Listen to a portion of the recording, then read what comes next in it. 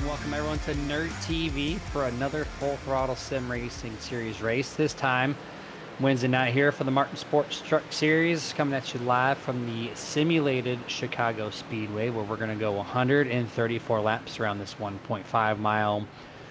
I guess you might want to call it a fictional track because they don't go here anymore. Thing of the past, but not in FTSR. They said, scrap the street course. We're going to take this thing to the oval where everyone feels more comfortable and produces probably some better racing. And weather on your screen right now, 77 in the skies, 45% humidity, partly cloudy, and only 7-mile-an-hour wind coming at you around the west side of the track. My name is Jeremy Stanley with a little bit better voice than Monday, if you tuned in then. And to my right, Dustin, our producer, calls me Jason Rockefeller. And Dustin, to my right, how you doing there, Jason Dustin? I'm doing fine, I'm doing fine, Jason Rockefeller. Oh, there he goes. He's got it. See, he knows what to do. He noticed it. I'm doing really good tonight, man. We talked about this upcoming race here on Monday. Oh, there you go. Yeah, see, yeah, you done goofed, brother. We talked about this race on Monday. We knew that Chicagoland was coming up. Me and Dustin talked about it last Wednesday. We had a fantastic race from the virtual Iowa Speedway. What a race. What a show.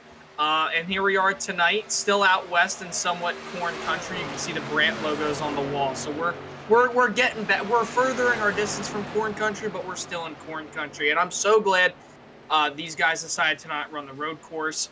I think it would have been a little bit of a scary situation for these guys, knowing that it was going to be tight, especially with the way that the trucks handle. There's not really a setup for the trucks there. But here we are, man. Chicagoland. This is a track I really, really hope at some point someday comes back. This track has provided a lot of good racing in its late years. I mean, the 2014 playoff race for the Cup Series was amazing. I think back to 2016. I think back to the last two races we had here in 2018 and 2019. This track provides such good racing, multi-groove racing, tire wear. The outside lane works predominantly in 3 and 4. Restarts are absolutely crazy here. I remember running all the fixed stuff in open setup back in the day, and how crazy the restarts were insane. So I expect restarts to be very, very crazy tonight, and we are going to have a lot of good racing.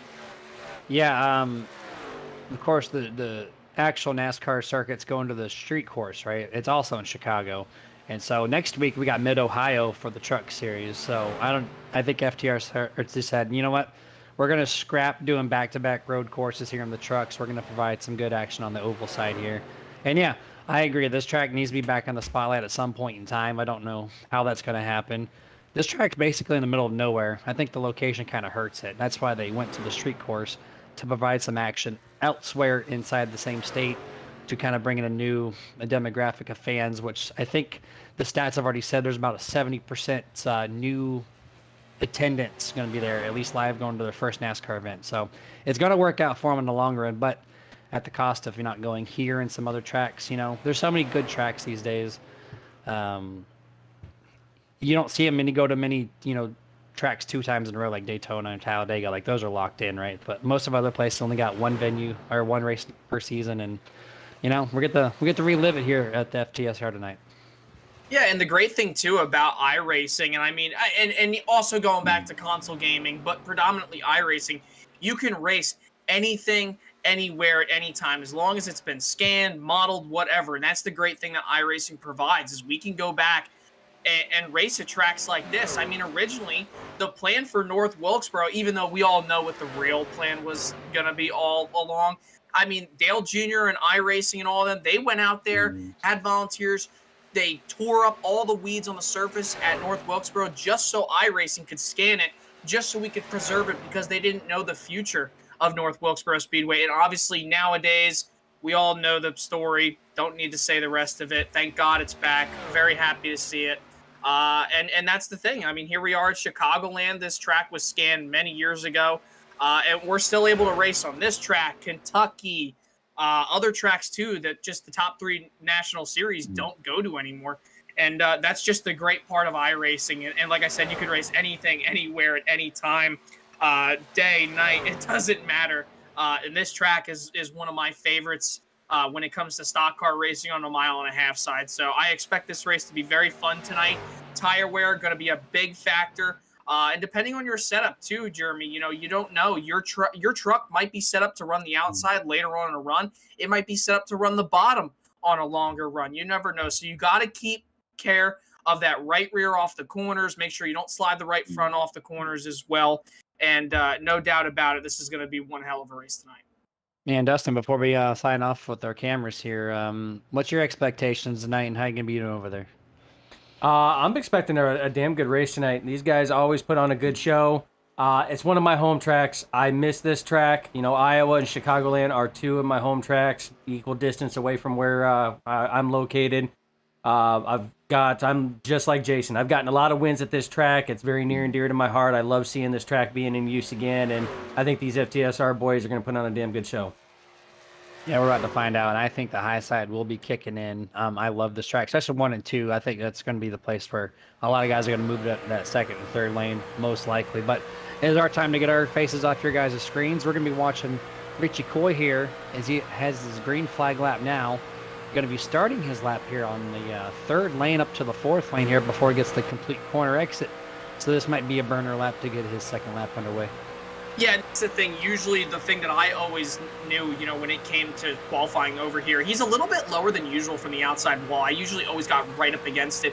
But right here, coming to the line, you're going to dive it all the way down, throw away that first lap, start that second lap. Obviously, he's on the pole right now because he's the only guy to hold a lap. You're going to want to dive it all the way down to 1 and 2. Doesn't get down to the white line nearly as much. Little bit of grip there right against the apron.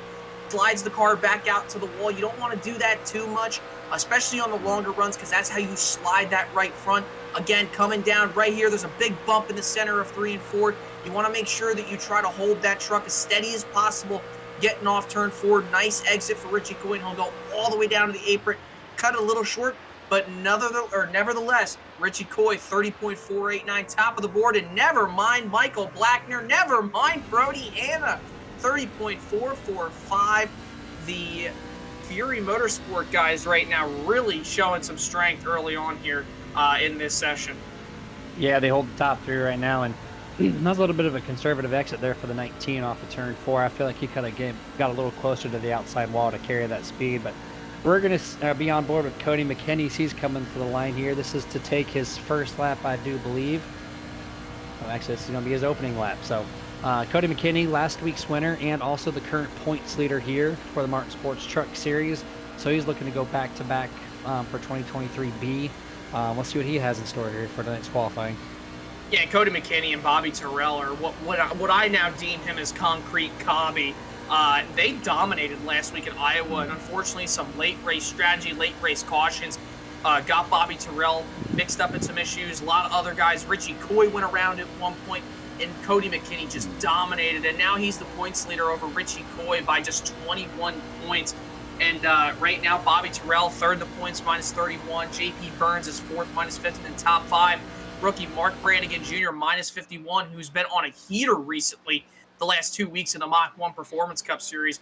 Won at Sonoma a handful of weeks ago, and then obviously won at Nashville on Monday night. Dominating performance over there with the ESM guys. But Cody McKinney, he's going to be one guy to definitely look forward to watching here tonight as he provides us with an onboard camera here tonight. But only 8th on the board for Cody McKinney. We've seen him really really strive at the driver type tracks recently, Jeremy, where, it's kind of hard to drive. We've seen him be really good at Darlington, really good at Iowa, kind of those tracks where it's really all in the driver's hands. And this is kind of your cookie cutter 1.5 miles, but has its characteristics. So, and also not to mention the fact too, that Fury Motorsports is usually very, very strong on the 1.5 miles.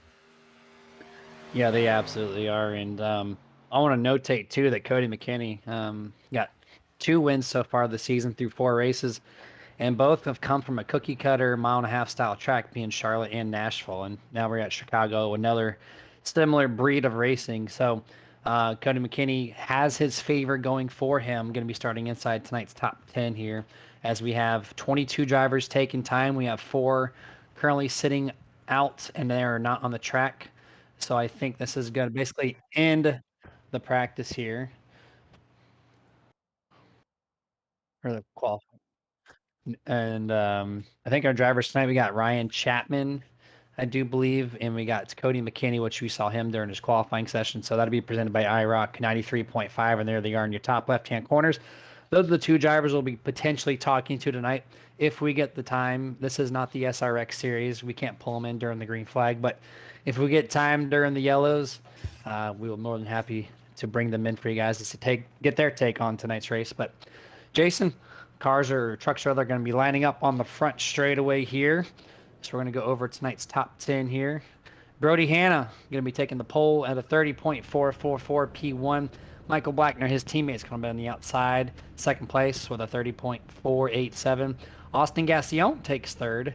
Richie Coy gets fourth. Brandon Elder fifth. Mark Brannigan sixth place. Seventh belongs to Tommy Schaefer. Eighth, Cody McKinney. Ninth, Stephen Hollingsworth. And Colby Mice rounds out tonight's top 10. Jason, who you got through 11 through 20? 11 through 20, rounding out that top 20. I got Sherwood Williford always in the Taz Kevin Harvick throwback, starting 11th. 12th is Joey McKinney in the number 18 tonight. TJ Bartell, 13th in the 75 Nerditudes truck. As always, Ryan Chapman, one of our guys with the iRock camera there, starting 14th tonight. Marshall Johnson, 15th in the number 9. Tyler Brown, 16th in the 00. Lane Allen in the 14 will start 17th tonight. Sylvain Jolly in the 08 machine. He'll start 18th. JP Burns in the top 5 in points, looking for a solid run tonight in the 99. He'll start 19th. And Curtis Vollmer, the guy at Iowa who was just so pumped to finish inside the top 3. He's going to be a guy that I'll be rooting for tonight. He'll start in the 20th position. 21st, Tony Solari. 22nd will be Robert Malikian. 23rd on back, and we got Justin Diltz, Colton Gum, Alan Duranko, and Stephen Loomis round out tonight's 25 truck lineup for the 134 laps at the Chicagoland 200. And we do have a stage break as course. For all of 2023, there is a stage break involved. This time it's going to come at you at lap 40, and then they'll run the rest of the laps to get to 134 at the end. 3 green-white checker to tips if needed. And overall expectations for this race, we talked about multi-groove racing. Expect to see that. I would also expect this 40-lap stint to be very action-packed. I think, Jason, most of the time that we see in this first stint here that we're going to see guys in the 15th through 20th. I'm going to expect at least one of those guys to be inside the top 10, if not maybe top 5. It's very typical to get the most out of your truck in that short run to prepare yourself for the long run. Yeah, usually the tires really start to wear out here around like those first 15 laps. I mean, obviously you want to try to push the truck to the best of its ability for about 5 to 6 laps, and then afterwards you really want to start to save those tires. Like I talked about when we were watching Richie Coy's onboard lap in qualifying, you don't want to really slide out to the wall like you think you would off 2 and off 4, because you're just going to slide the right front, and it's really going to prevent you from really being able to grip the track going through the center of 1 and 2, the center of 3 and 4, and then your drive-off speed is just going to be absolutely abysmal. So you're going to have to take care of that right front, but you're also going to have to take care of that right rear for sure off the corner. So the right sides are going to be absolutely killer tonight, crucial. Keep an eye on those, but nevertheless, I expect this race to be one hell of a race. This is a very, very fun track, and these drivers are going to have a blast. Let's see if Brody Hanna can have some continued success in the entire race here tonight. He's had some bad luck for so far this season, but the green flag is out. We are underway. Brody and the 41 of Austin Gassion get a great start here on the bottom half of the track. Coming into turn number 1, Michael Blackner's going to keep it in the second lane. Try to get a little side draft off his teammates that come off of turn 2. Yeah, and Austin Gassion right there. You see him on the bottom of Michael Blackner, the Fury Motorsports driver, in tow right behind his teammate Brody Hanna, who is looking to have a great night. Struggled here in Season B for both Mach 1 and Martin Sports Truck Series seasons. But Austin Gassion, fresh off of a podium finish back at Nashville on Monday night, he's looking to have another stellar performance here tonight. Everybody, those single file, 1, 2, and 3, and then double wide behind the race leaders. That's Brandon Elder side by side with Richie Coy as they work their way off 2, with Coy having a massive run down the back straightaway. Yeah, first 2 trucks single file, and most part everybody else is still trying to figure things out 2 by 2 behind them to get to turn 3, and then they all drop to the bottom of the track. They quickly figure that out. Right now, the battle right there on the screen for third and fourth, or fourth and fifth rather, here as they go single file behind them, coming up into turn number 1. Brandon Elder in that 51 has been so strong early on in these races, Jason. He's been there. He's got to put all the pieces together to get the long run set up and have a good solid finish. But this truck rather has proven every single week that he is a contender in this top 5. He just has to, figure it out for the whole event. I mean, last week when me and Dustin were calling Iowa, Brandon Elder drove to the front so many times and then just got caught up and stuff, and he just couldn't do it. But, I mean, here he is tonight. He's only -1, obviously, early on, so we're going to see how his truck performs in the long run, and our stage is going to be coming at the end of lap 40, so we'll see how his truck performs then. You see a lot of do-si-doing down the back straightaway off turn number 2. Some guys already starting to get a little bit loose due to guys being right up against some packet air on those rear spoilers. You see Joey McKinney sliding up a little bit right on Ryan Chapman there off the bottom. They're able to maintain it. And this is a big thing, too. One thing I want to point out is going below that apron down the front straightaway. You really don't want to do that, actually, believe it or not. Come the long runs because, you go down there and you are shredding that right front tire more than you think. So you have to be careful. Oh, a little bit of an issue there for Colby Mice and the 98 of Mark Brannigan Jr. They were loose there out of turn number 2. But nevertheless, so you have to be super careful going down below that apron in the long run because you're going to shred that right front tire because you're going to be losing a lot more grip than you think when you're down there. Yeah, as you say, we saw 4 trucks in this little section of trucks right here go to the bottom. And, yeah, it's so much flatter than the top. So it is a shortcut, but you have to use the steering wheel a little bit more. And it does shred the tire. So, if you're 30, 40 laps into a run, that's going to just, play dividends and making you have a really ill-handling truck. Probably going to make it really tight, especially. I want to go back to your race leader, Brody Hanna. I said he's had some bad luck. He's got no wins and only 1 top 10 out of the first 4 races. But at the same token, he's second highest on the lap sled chart at 109 laps before coming into this race, other than 229 from Cody McKinney. So he's been at the front. He's done the job. He's just same kind of thing as the 51 of Brandon Elder, just hasn't really put an entire race together because we've seen this 23 up front in both. Oh, we got our first caution presented by Roasted Gems Coffee here on lap number 7. To cycle back, it looks like there's a couple of trucks backwards. The 14, Elaine Allen, is one of them. Stephen Loomis involved. Looks like maybe Tony Solari and Sylvain Jolly saw a multi-truck wreck here early on. Oh, this wasn't just a multi-truck wreck. This was a big wreck. Steve Loomis and the 48 of Curtis Vollmer. Oh, my goodness. Going into turn 3, that was about a 6-truck pileup. I'm going to take a look right here. What? Oh, my goodness. Sylvain Jolly must have either gotten loose or gotten a tap from Curtis Vollmer. We're going to have to take another look at that, but a lot of trucks involved in that one there, Jeremy. Taking a look. Oh, it's just, that's really just racing. Just looking at that early on. You see right here, and the 00 and the 98, they actually get together a little bit right here. The 98 comes down. The 00's holding his line. They make a little bit of contact. Sylvain lays off to try to give him room. And obviously, Curtis can't see that because of these truck bumpers. You just can't see past the one truck in front of you.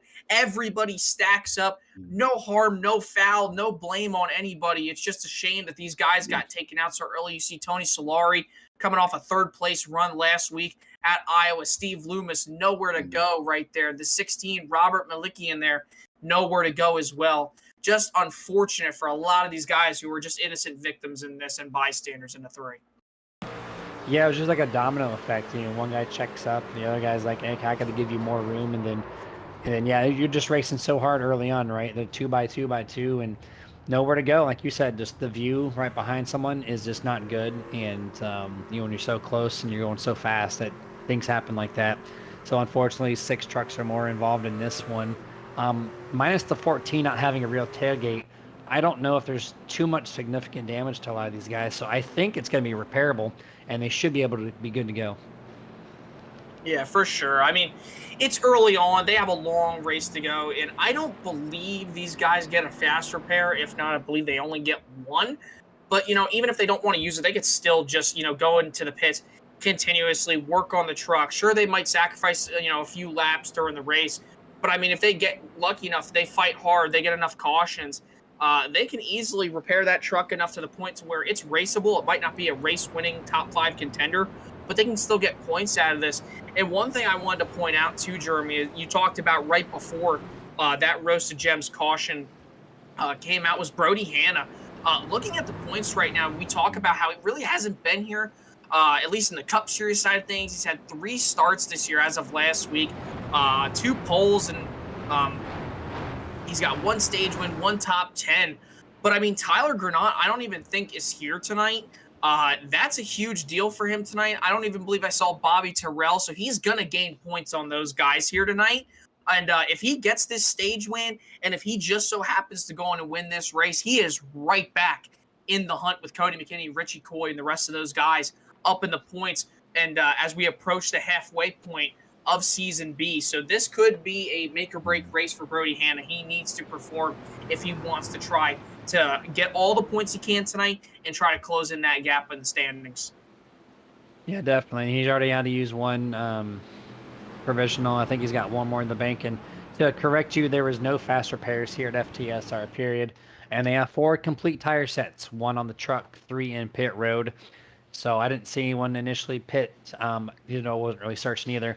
But I don't think everyone just kind of stayed out. But green flag is back out. We're underway. The same top 2 here, 23 and the 22 lead the way this time in 3rd place. Tommy Schaefer is going to push Brody Hanna to the race lead on the bottom half of the track. Stephen Hollingsworth trying to make some quick moves here, passes the 19 completely, gets door to door now with Michael Blackner in the 22 and a 5 side by side. Next we got a little bit of 3 wide almost with Brandon Elder, Ryan Chapman, and Sherwood Williford. They go quickly 2 wide, entering 3. You could just see, Jeremy, out of turn number 2, how big the draft is. You saw the 5 of Stephen Hollingsworth and the 28 of Cody McKinney, how much they pulled up to Brody Hanna as we have a battle for the lead here. 3, almost 2 wide now. The 5 of Hollingsworth to the inside. Tommy Schaefer right on the bumper. The rear tailgate, you could say, of Brody Hanna. But just look at that draft down the back straightaway. Hanna side drafts the number 5 Space Force F-150 of Hollingsworth into turn number 3. That outside lane just absolutely rips on the restarts here. And you could just see how strong they are. Blackner in tow right now with the 5, but that outside lane probably here, Jeremy, off 2. They're going to have a massive run, and they're going to pull away from the 5. Yeah, I'm curious to see how Hollingsworth is going to be able to hold this momentum as Tommy Schaefer gets loose through turn 1 and turn 2. The 28 McKinney had to back up just enough. The 5 Hollingsworth does slide in front of Tommy Schaefer to resume in 2nd place. But the number 5 has not been so great on these long runs since the time we've seen him join FTSR. He has some really fast short runs, but the 23 typically has a better long run. So to see the 5 being aggressive early on in this stage 1, he's just trying to get everything out of his truck, see what he's got. But you want to take care of those tires at the same time because you still have some data to collect for that 2nd stage. And with that little wiggle from the 29 lap ago, I think he's got a good opportunity to do so to get some notes taken. Yeah, and the thing is, too, with these Fury Motorsport guys like Brody Hanna and Richie Coy, we always see, every single week. I mean, and no shame to Michael Blackner. It's just, Brody Hanna and Richie Coy are always up at the front every week, especially with Bobby Terrell as well, I mean, they're always guys who they sacrifice short run speed for those longer run speeds. And we've seen it time and time again where they're just quick. But tonight, though, could be a little bit of a different story, even with the tire wear. You just really can't get away from anybody here because of the draft, because of the multi-groove racing. So I don't really think you're going to see Brody Hanna or Richie Coy, if they both get to the front, really pull away from anybody. It's kind of be like what we saw at Nashville on Monday for the Cup Series and also the Truck Series as well. But, I mean, you never know. I mean, this race is 134 laps. You see Tommy Schaefer gets really loose in the center of 1 and 2. That's a guy who's probably burned up his stuff just a little too much. Stephen Hollingsworth outside of him. This opens up the door as well for Cody McKinney, last week's winner. And Tommy Schaefer going to slide right up in front of the 28. He'll give him some room, though, side by side, battling for 3rd here on lap 17. And this is excellent for Brody Hanna right now, having the 29 and the 5 having some handling issues a little early on here. Given that space as Tommy Schaefer drives it deep into 1, slides it high into turn 2.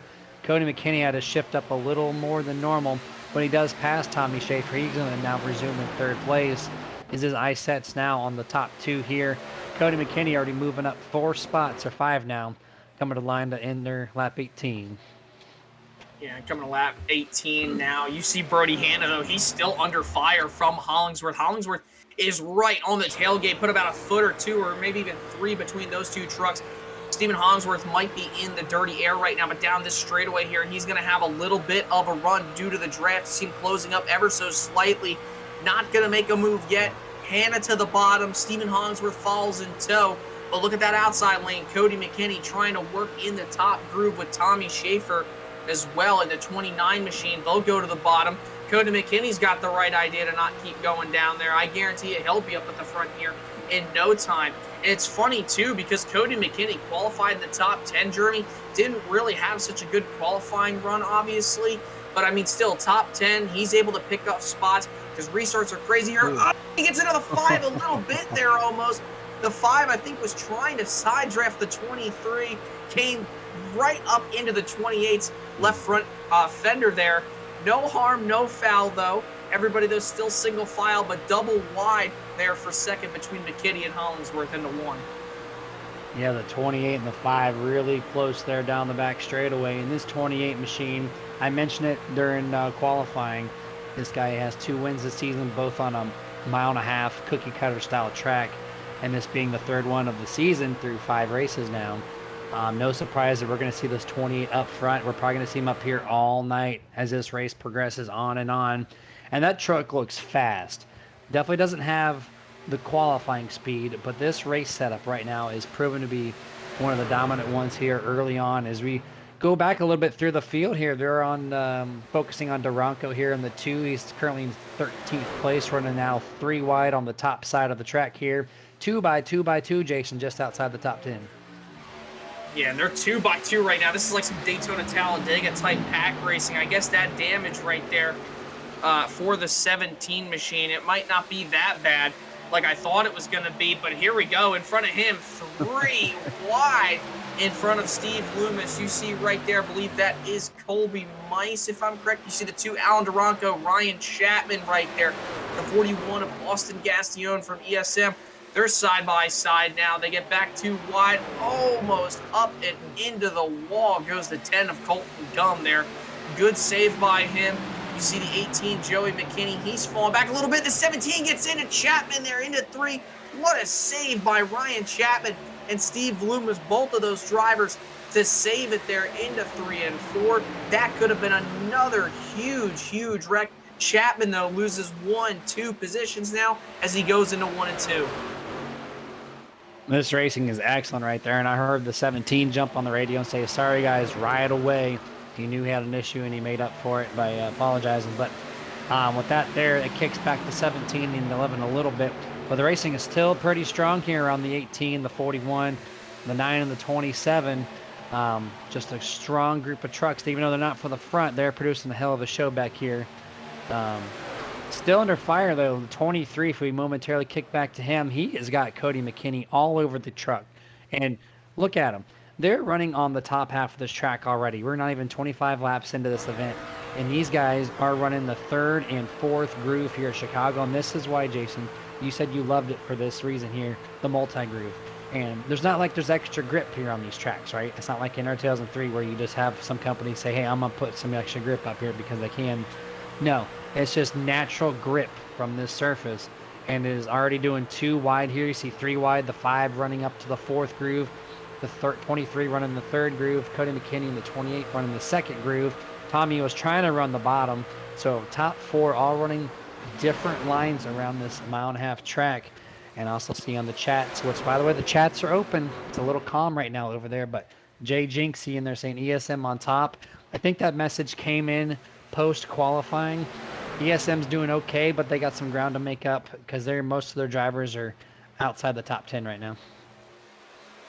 Yeah, for sure. And I mean, everybody, though, right now, side by side, having great battles all throughout the racetrack right now, especially this top 4. And if you really think about it, this top 5 might have a huge battle here pretty soon. I mean, Richie Coy is right in tow. He's got that draft. He's going to probably close it on Tommy Schaefer, and they're going to all be in the mix here.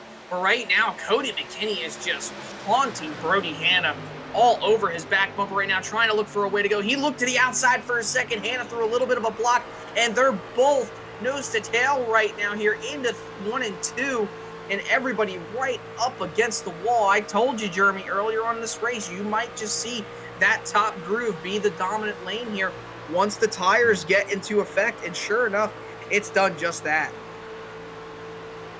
I love this racing right now. Just so many different lines are utilized here early on. The sun's not even down yet. We're not even doing a super long run either. So Cody McKinney playing, it looks like he's putting a lot of pressure on him, which he is, right? But he's also playing the patience game. He could be like the 5 and drop down to the track and try to make the attack early to make the pass. Or you can save your tires a little bit, figure out how much pressure the guy in front of you takes before he brakes. And this is a good learning session. We're seeing how well the 23 is able to hold his truck with no air virtually on that spoiler. And Cody McKinney is doing everything he can, but Brody Hanna doing a hell of a job right now securing that top spot. I think right now if Cody McKinney wants to try to get around Brody Hanna, I really do think that he needs to try to look down to the inside of the racetrack. I mean, he's been right in tow with Brody Hanna, and that's really why he can't get around him, because he's been so close to his rear bumper. He's in so much dirty. I mean, look, and he does it again, going into 1 and 2, just right over the back bumper of him, just nowhere to go. He needs to try to move around if he can, though. You see everybody, though, all around this racetrack. Great work from Dustin, as always, in the production booth. You can just see everybody running multiple grooves. The 28. Around. Cody McKinney passes the 23, then he gets hooked into the outside wall. I got to see what happened there exactly, but as soon as that pass was basically completed, there was a wreck right with these guys. So heavy damage from the 28 into the outside wall here, as we see on board. He came up. 23 didn't go all the way to the outside wall. The 28 probably expected him to move up top. Did not. So just a misjudgment there of space. And then Cody McKinney hooks himself into the outside wall entering 1. We're going to have to look probably from the third person overhead view from the 5 maybe. I don't know if he maybe got into him right there on the left rear. But by the looks of it, it doesn't look like that. It looks like the 28, the 28 just comes right up into the 23. Hard contact. And not to mention the fact, too, Jeremy, this is going to have damage on the 23. And he's lucky he didn't just take out the 5 right there, because that would have been our 3 best cars. You're looking right here from the 28. Yeah, just comes right up. The 5 started to move out of line. And unfortunately, the 23 was there, man. You can't do that. Got to be smarter. I mean, looking at it right here, yeah, he just keeps coming up. And like I said, I mean, the 5 gate was giving him a push, but I mean, there was no bumper-to-bumper movement right there from the 5 and the 28. So that was all on Cody McKinney. I hate to say it. It's unfortunate to get taken out this early with that good of a truck that could have been a race winner. It could have won 2 weeks in a row. But I mean, you can't be that aggressive. We saw how aggressive Cody McKinney was getting, riding all over the tailgate of Brody Hanna, and he just never bothered to go to the inside, kept running behind him. Lucky he didn't wreck them both earlier on, but unfortunately, somebody had to bite the bullet from all the hard racing they were doing, and unfortunately, it was Cody McKinney and also Brody Hanna at the hand of McKinney. And that truck actually doesn't look half bad. He hit the wall kind of hard, squared in with the nose. But looking at the damage, it doesn't look terrible, at least visually. Hopefully nothing's broken internally with the truck. See what he can do to get that thing repaired. But I really love what he was doing. For the 5 laps prior, he was running the back of the 23 so hard, so close, consistently, right? But that last corner in turn 3, he backed up the corner. He basically was tangoing him down the backstretch. They got the turn 3. He lifted, gave himself about a 4 truck length separation, drove it to the bottom, and that truck launched off turn 4 so fast. And he was able to get to the bottom of the 23 so quickly.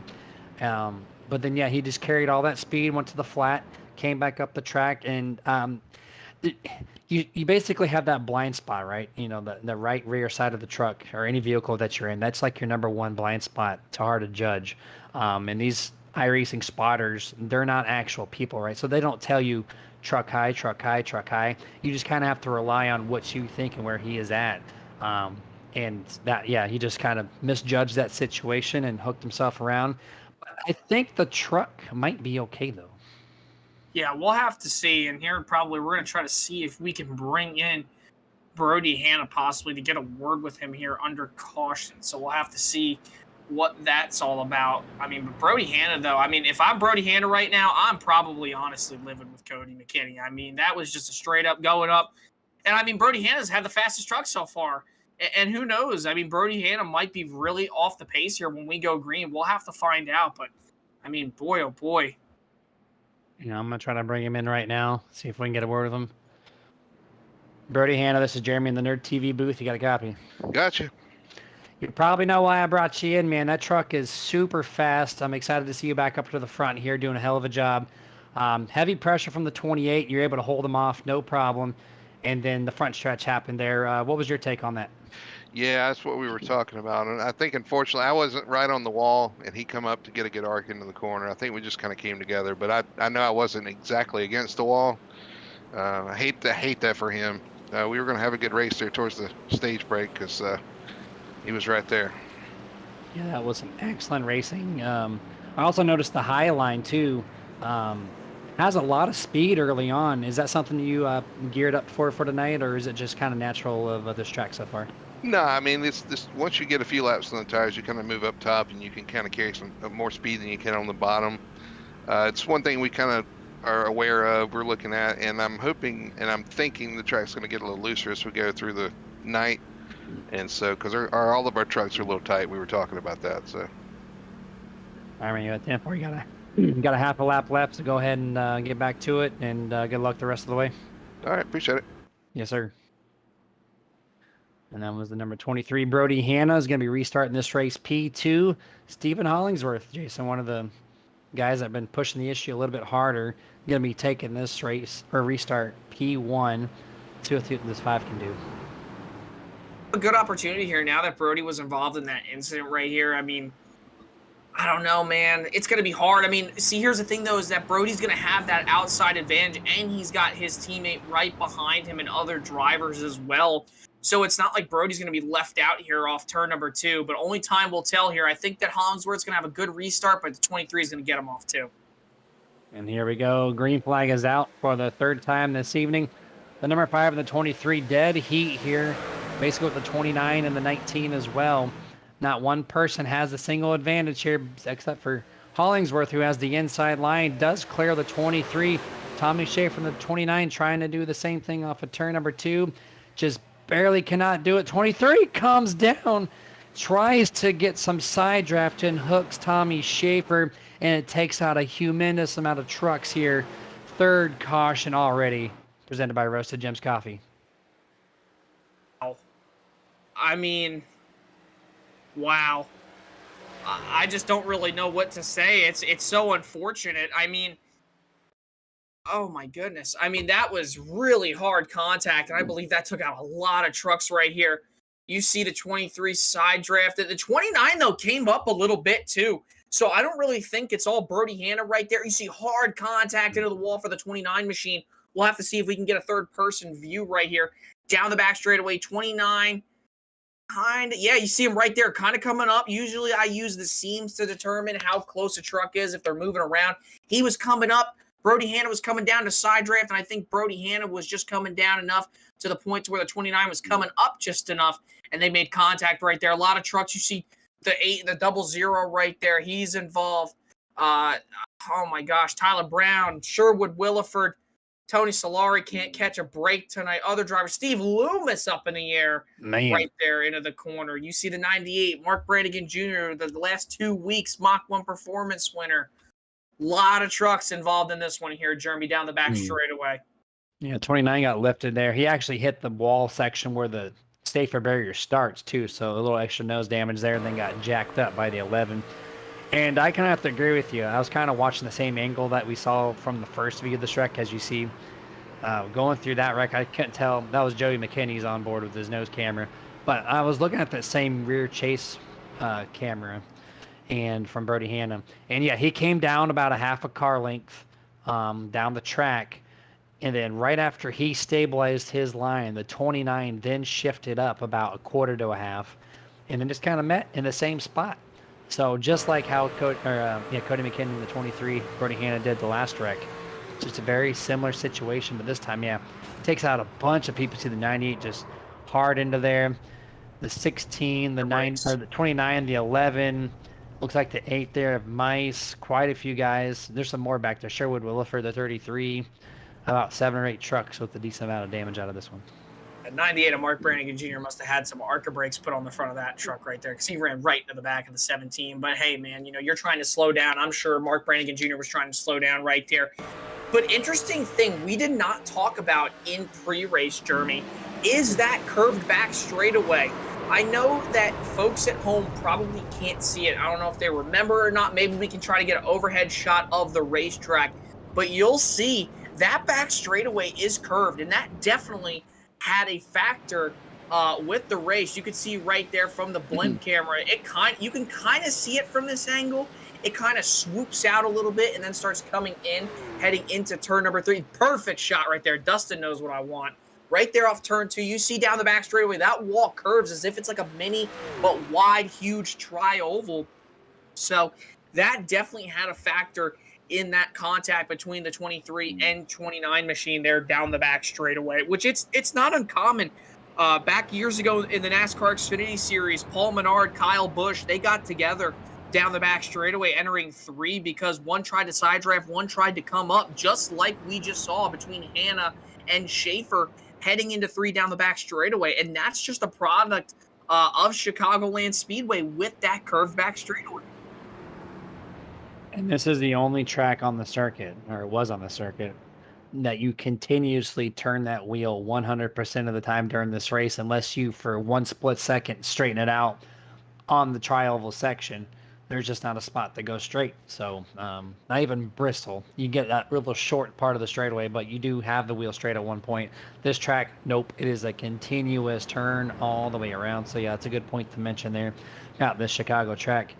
But we got 1 lap to go before the restart. This is going to start stage 2 within 5 laps. I do believe FTSR does call it the stage break.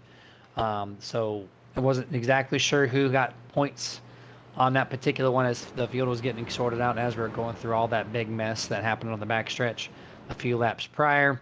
But to start off stage 2, we're going to have Marshall Johnson starting 15th tonight, going to be in P1 on this restart. I mentioned someone outside from 15th to 20th was going to be in the top 5. I guess by a bunch of wrecks, I get my one of very few playbook calls correct here, where the 9 is going to be starting first. 41 of Aston Gassion, part of ESM. He's back up here now in P2. Brody Hand's going to be restarting in 3rd. Hollingsworth 4th. Richie Coy 5th. And this is going to be a little bit different of a restart. A lot of guys that have been mid-pack now up in the front half of the field as we are about to take the green flag. And it's going to be interesting to see here now with the 9 out front on a couple lap older tires. Same with the 41 here. Only time will tell, though, is they're going to be flying down into 1. And here we go. Green flag. The 41 of Gassion actually gets an excellent start here. Not sure how they're going to call that one. I don't know if if there was a jump or the 9 did a misstart there. But either way, 41 gets a great... Oh, more contact. The 5 and the 9 make decent amount of contact. They keep it straight, though. Had to check up the 23. That's going to allow the 19 and the 51 to regain back that little gap they lost into turn number 1. The number 5 of Hollingsworth quickly passes Gassion there through 3 and 4. New race leader, the 5, Hollingsworth. We're going to take a look here at the replay of the restart. You see right here the 9. He just jumped. Yeah, a little bit. And then we'll have maybe we can rewind it here back a little bit, maybe from a higher angle. We'll have to see. Coming into the Geico restart zone, you'll see that 9 starts to roll. Then he kind of slows down, and then the 41 kind of gets out front. So maybe the 9 knew he was rolling a little bit too early and then kind of just laid off a little bit, and that's why the 41 got such a great restart, which enabled the 5 of Hollingsworth to have a huge run down the back straightaway, able to go to the bottom of Gassion into 3, and that's what ultimately led to the 5 probably taking the lead. Top 5 are really spaced out since that, though. Really top 6 or top 7, really. 23, Brody Hand is going to make a quick move on to the number 9 of Marshall Johnson to try to retake 3rd place here, and quickly makes work of that. And also the 41, he gets back to him, and Brody gets a little loose there through the center of 3 and 4, but regroups that. And just behind them, a quarter of the straightaway, you see a bunch of trucks. I think they're 3 wide going through the tri-oval here.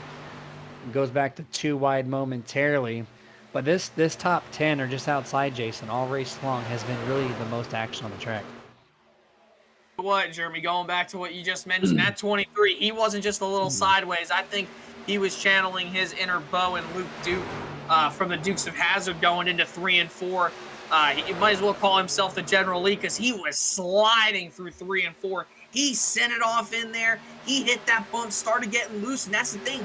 With these tires that are relatively still a little bit cold, heading into 3, he hit that bump, and with the tires not being up to optimum temperature, he got a little bit loose and just continued to slide through 4, and he was able to save it ultimately. So what a save on Brody Hanna's end. But now he's going to try to go after Stephen Hollingsworth with some great racing all the way throughout this field. You see the 51, the 48.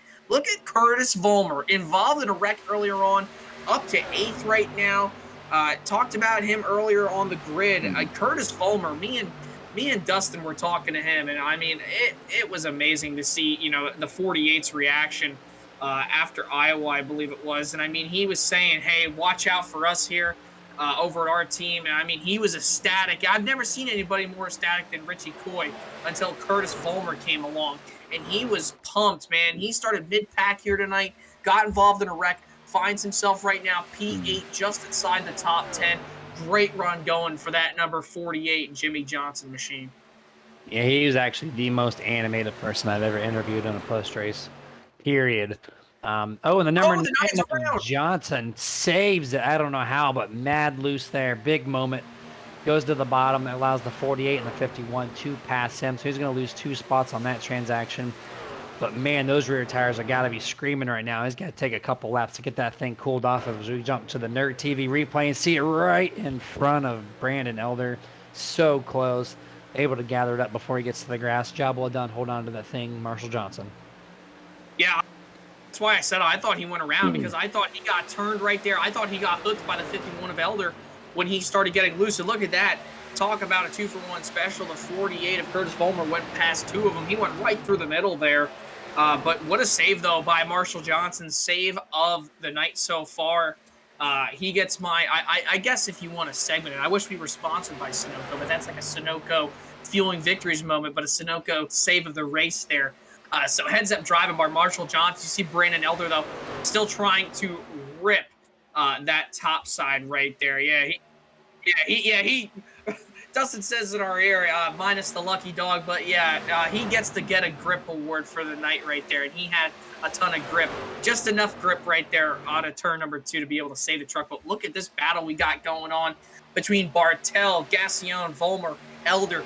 And Elder's been working that top side, Jeremy, recently, and he just got blocked by Gassion down the front straightaway out of Tribal. They're 3 wide now, going through 1 and 2. Something might have to give here off 2. But they work it out. They're still 3, now 2 wide down the back straightaway. Gassion is the one who has to momentarily give it up there as he got sandwiched in. Had a back up or else that would have been a big wreck there. But single file coming through turn number 4 now. That number 9, Marshall Johnson trying to regain at least 1 spot here over the 41. The 41 has seemed to fall back a little bit further and further. I know he started up in the front of that restart. And it's just not being able to carry the speed as all these other guys have early on in this run.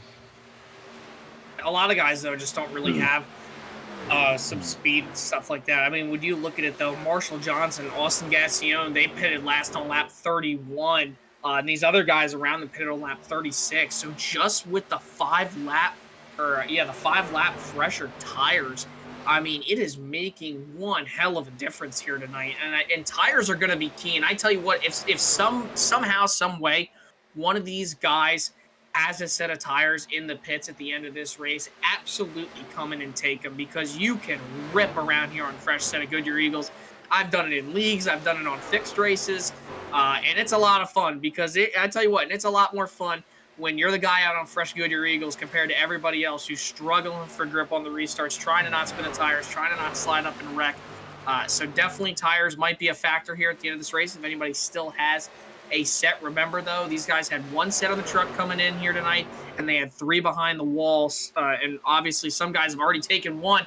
You see Ryan Chapman pinches the 41 of Gassion into the wall, comes down to block Williford. He'll jump down to the inside of the racetrack now in front of Williford there. Big moment for Ryan Chapman there. Almost wrecked himself and Gassion off too. And then throws a big block on Sherwood Williford down the back straightaway. If I were Sherwood Williford right now, Jeremy, I would not be too pleased with that late block down the backstretch. Yeah, that was a big late block there for sure. And momentarily it's going to work out for him. Just behind those guys, the number 2, the 41 Gassion hard into the wall there. Able to save it, but he gets passed by Duranko. He's going to get passed by Cody McKinney here. Now he's getting looked at by the 16 of Robert Malikian. Let's see how much damage that truck has. But I was going to say, Jason, the 2 and the 28 especially, how high they're running up the track. They are, if there was a dirt cushion up there, they'd be on that cushion essentially. There's no breathing room between them and that outside walls. We're going to go back to the Nerd TV replay and watch the 40-1 of Austin Gassion. Drives it high into 1 and 2. Third lane's a pretty good lane overall, but just loses the grip. Just could not get exit. And that was actually the lap prior. Let's see how he comes through. Yeah, there was the block there on the 33. And we're going to zoom it up here as we're going to go through the front stretch, get to 1 and 2. And this is where I think the wall contact happened here. Runs a little bit lower in the track. And yeah, just push, boom. Heavy contact. So he ran the outside. He knew how that worked. Gets to the bottom, and those tires just had no front grip. But we're going to kick it over, actually, to our first picture-in-picture commercial break. We're going to be back with you guys here shortly.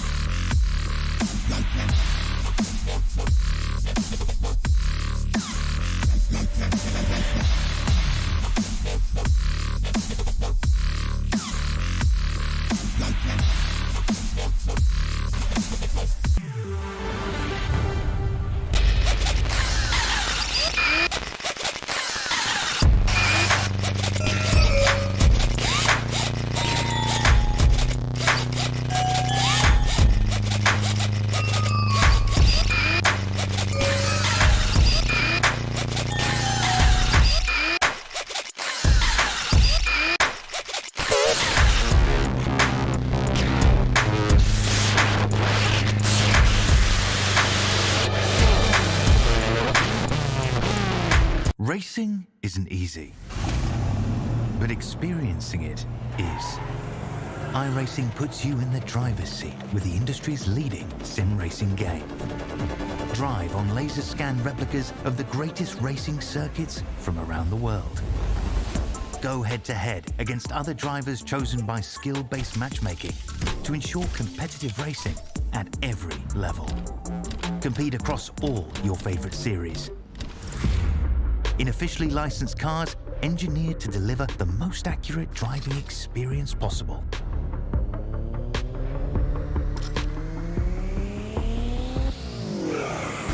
Join a race or host your own with players from across the globe. Race against the computer or in a league with friends. Feel the thrill behind the wheel. Visit iRacing.com.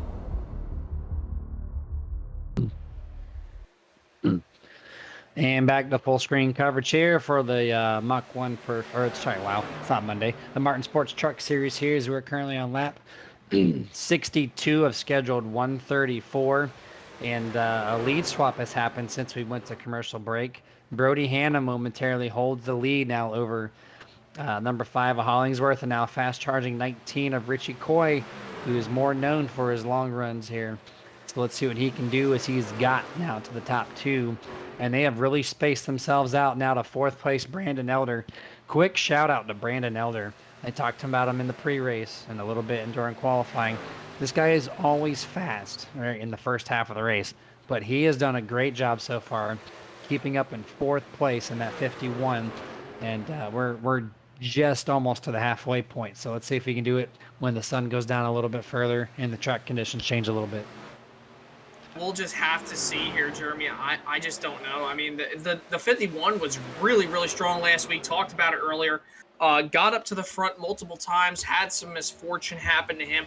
But maybe tonight's the night that Brandon Elder can, close the deal recently with all the runs that he's been having, with how strong he's been. I mean, tonight could be the night. And Marshall Johnson, talk about a recovery. That man almost lost it. And as I say that, I almost loses it again off turn number 2. Saved it. Now he's up to 5th right now, plus 10 from where he started. Rest of the top 10, TJ Bartel 6th, Alan Duranko 7th, Ryan Chapman 8th, Sherwood Williford 9th, and Joey McKinney sitting P10 right now. But here's the real battle right now on the track. This is the battle for 2nd. The Fear Motorsports driver, Richie Coy, trying to join his teammate and buddy, Brody Hanna, up at the front of the field. We talked about, Jeremy, before, on the long runs, these Fear Motorsport guys might really have the speed. The 19 was coming up right there. I think Hollingsworth just let him have it finally. He didn't want to battle with him. And there we go. Richie Coy's moved into 2nd. Now he's going to try to run down his teammate right now. And by the way, Richie Coy has the fastest lap time of the race with a 30.798. And I expect him to probably be quick, if not quicker, than his teammate here late in these runs.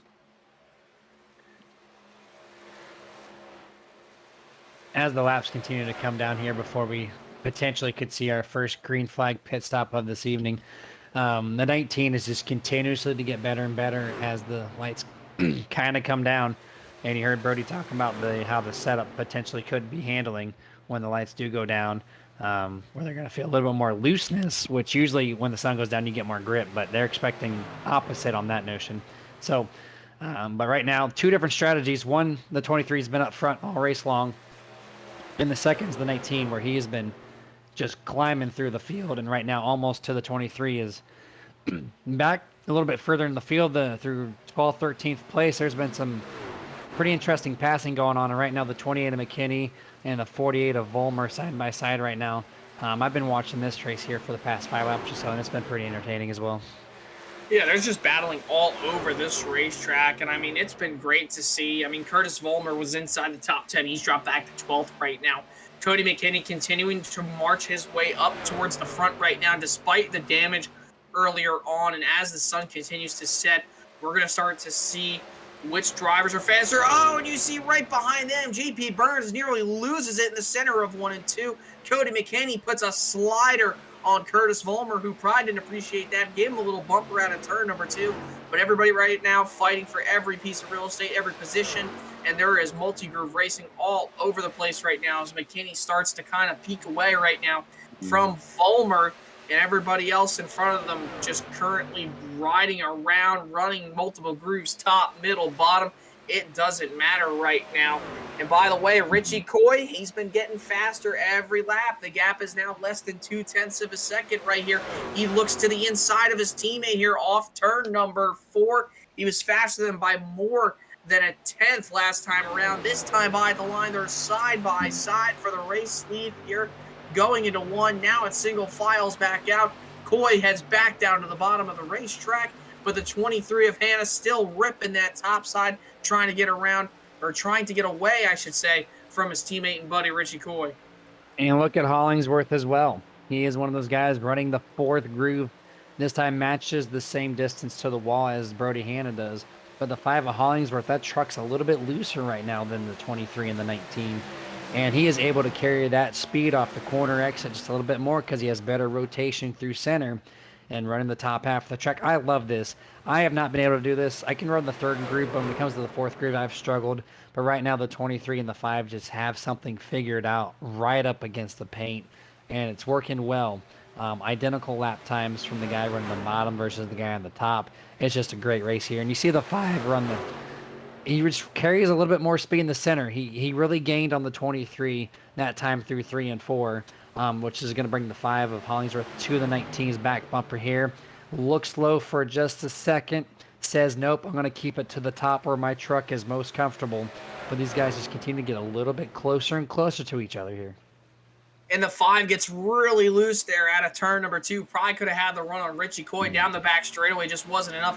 You see Coy almost trying to side draft, if you will, the side or the left rear quarter panel of Brody Hanna going into turn number 3. They're still side by side. Richie Coy continues to be faster than his teammate every single lap. He just can't get around him, Jeremy, because of the momentum on the top side by Brody Hanna.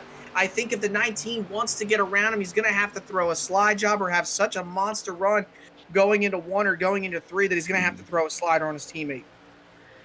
Yeah, I was actually thinking, I was going back to Cody McKinney and Brody Hanna right before they had that wreck there on the front stretch, where Cody really backed up turn 3 and drove it to the bottom and just got a hellacious run off of turn 4 and was able to get to the side and then almost make the pass complete before getting to turn 1. So we might have to see something similar to that notion to pass this 23 because he is so stout. And you know, with the 19 and the 23 being teammates, they're running virtually identical setups here. So you're really competing against yourself than you are just a normal competitor. So you really have to just figure out how that pass is going to be orchestrated because right now they are basically identical lap time wise. And now they're really starting to kind of separate each other because Richie Coy's been trying so hard and Brody Hanna's been running the same line. That last time around, Brody Hanna was about a 10th faster or 2/10 faster than Coy. And that time around now, Richie Coy was faster by almost about a 10th than Brody Hanna. You see Brody kind of trying to migrate down to the bottom, take away the 19's line here. But I just think the 23 is just so strong here. I don't really know why he's going to the bottom besides taking the 19's line away. I mean, yeah, Richie's been faster every single lap practically, but I mean, he just can't get around him. Maybe the 23 is just trying to save a little bit more tire by running the bottom. I don't really know. But I mean, we've seen it, and we talked to Brody Hanna under one of those caution flags, and he said, you know, the tire wear, and depending on the way it is, plus the way that this track just races, that top lane was going to come into play, and it surely has tonight. I mean, practically everybody's running in here besides the multi-groove racing. Even when you're trying to generate runs, Jeremy, you're just constantly running that outside lap after lap if you're trying to pass somebody, unless you have a truck like Richie Coy that you got to go to the bottom. Maybe Coy's not comfortable running up top like Brody Hanna is, but nevertheless, I mean, those two are very, very strong right now, and really it's kind of an equal battle between those two, and Hollingsworth as well is right there to pound those two, get into it. Minus that corner right there, as we're looking on board a little bit back through the field, that's Robert Maliki in here, currently P11, one of those other guys that are running the wall almost every single lap here. He goes through turns 3 and 4. Look how close he's going to get to it. 3rd lane, 4th lane. I saw him up in the 4th lane about 5 laps prior, but it looks like he's kind of lowered that just a little bit to help corner exit some. But I've noticed when Brody moved down the track to run in front of Richie, that takes the air off the off the nose of the 19. And so when he does that, I've noticed Richie Coy is pushed a little bit more off corner exit, and Brody's actually able to get that advantage, that drive off the corner. The straightaway speed has helped him maintain that 3 to 4 truck length spacing right now between the two. Yeah, and I mean, everybody right now, though, is kind of just trying the best they can to gain every single position. You see the 9 right now of Marshall Johnson trying to run down Brandon Elder, who holds the 4th place spot, and then vice versa. And also TJ Bartel trying to catch the 9 of Marshall Johnson. They're both really, or all three of them are really running the bottom. Sometimes one will run the middle, one will run the top. Just trying to generate the best runs they can. I mean, in the draft with the toe definitely helps.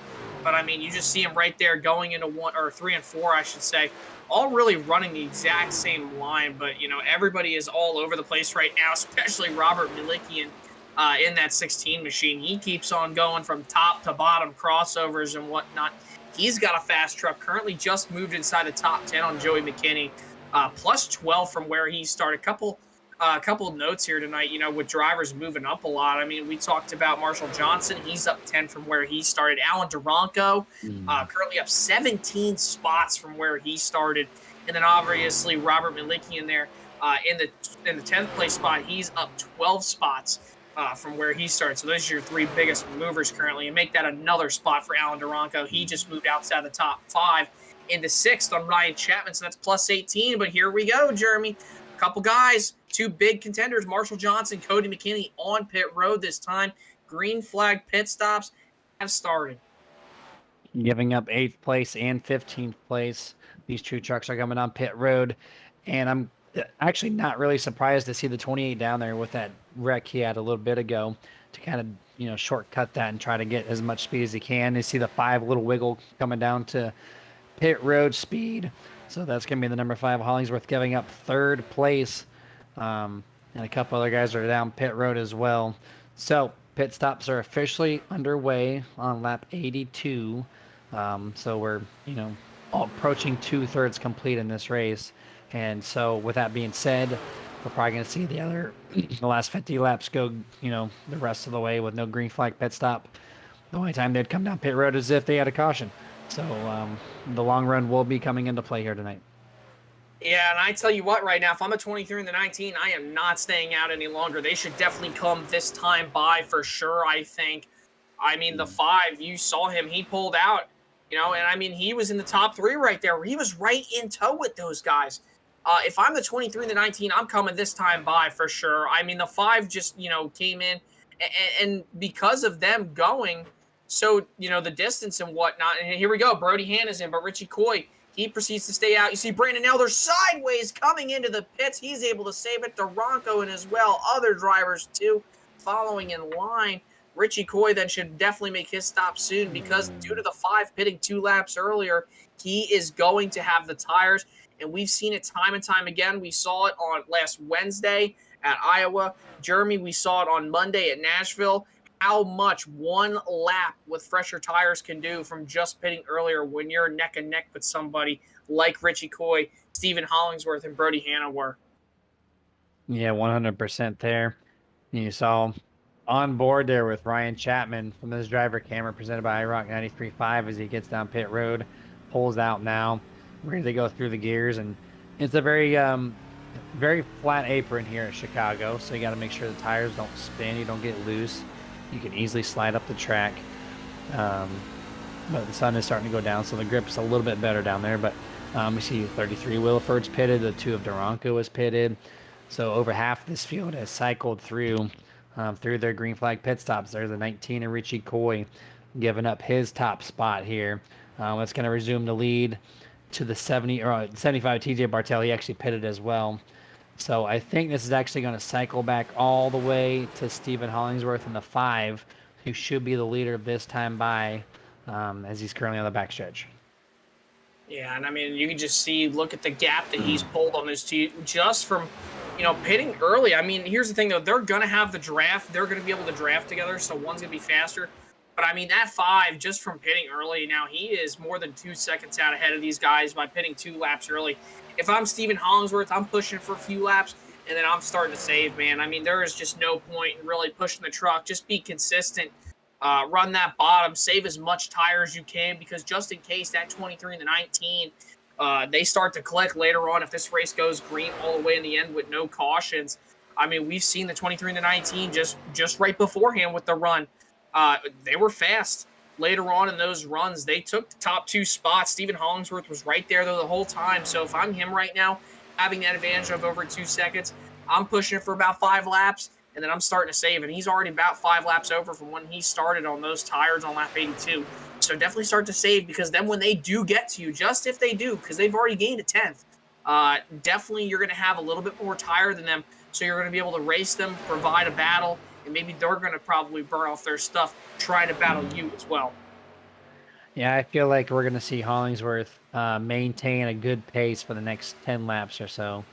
And then after that, we know the 23 and the 19 have a good, solid long run setup. Though the 5 has kind of shown the same thing too. But I expect the 5 to maybe middle the run, try to take it as easy as he can. Just be very consistent with the throttle through the corners. Don't cause any excess tire wear where you don't need to, which right now he's hugging the bottom of the corner.